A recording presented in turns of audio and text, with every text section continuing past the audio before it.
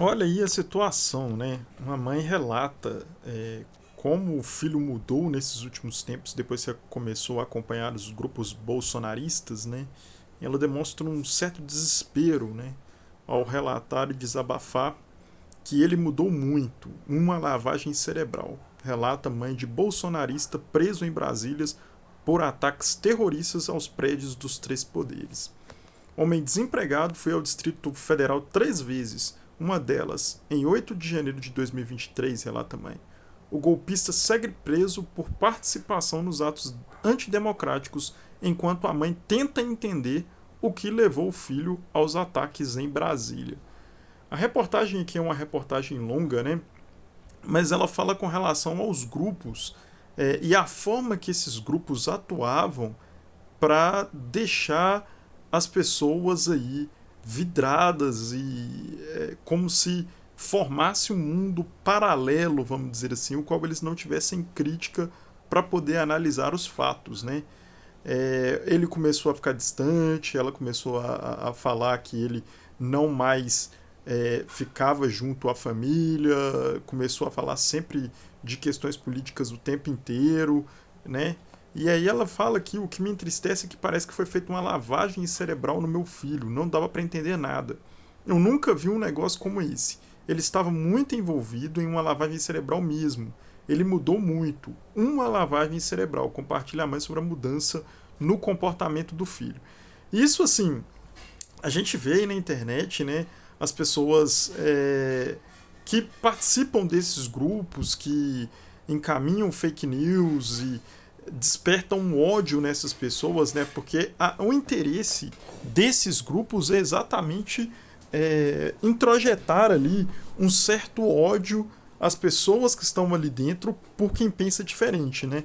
Só um processo de comunicação muito pesado, o qual evita que a pessoa tenha a possibilidade de ter um contraste, um pensamento, uma crítica sobre o que está falado, é que pode fazer tantas pessoas se mobilizarem a ponto de quebrar prédios públicos e achar que nada iria acontecer como aconteceu em Brasília.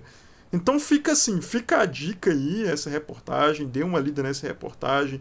As pessoas que ficam aí nesses grupos fechados, que não veem notícia em outros grupos, tomem cuidado, porque esses grupos eles enganam as pessoas, eles fazem as pessoas tomarem determinadas atitudes que não são atitudes, vamos dizer assim, corretas para um Estado democrático, atentar contra outras pessoas, fazer crime de ódio nas redes sociais. Então você tome muito cuidado, observe essa reportagem, observe o que essa mãe está falando aí, porque o filho dela está preso lá em Brasília agora, e comece a ver o outro lado do mundo, comece a ver outras notícias, comece a observar outras fontes, né? Porque é sempre importante a gente acompanhar as coisas aí das mais variadas fontes para que a gente tenha uma crítica, uma visão mais ampla do que está acontecendo e não ficar focado em determinados grupos que só falam a mesma coisa e que despertam o ódio, né? Porque isso é muito ruim.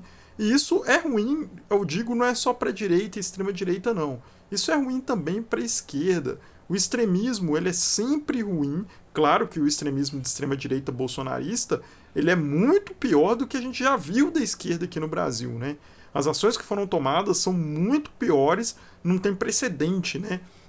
O nível de, vamos dizer assim, alienação que os bolsonaristas chegaram é muito extremo, né? A ponto deles fazerem o que eles fizeram e a ponto das pessoas não reconhecerem eles, né?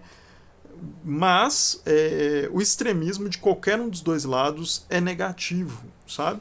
Então vamos avaliar as coisas direitinho, vamos pegar outras fontes para que a gente tenha aí uma comunicação mais saudável, mais inteligente, mais democrática, né? E evite que aconteça essa lavagem cerebral que essa mãe aí fala na reportagem, porque isso é muito ruim, né? E a gente tem que evitar essas coisas. Tá legal? Então fica essa dica aí, você que está assistindo esse vídeo aí nos vários canais aí do Direto ao Ponto Podcast.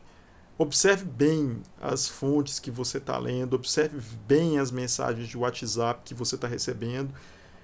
Olhe essa mensagem com crítica, procure outras fontes para poder analisar o tema né, que você está pesquisando e que você está recebendo a notícia, porque isso é importante para você ver se não estão fazendo fake news e te enganando, né? Porque, na verdade, o que esses grupos fazem é enganar as pessoas para que elas tomem atitude que, se elas tivessem a informação correta, elas não tomariam. Fica a dica, um grande abraço e até o próximo vídeo.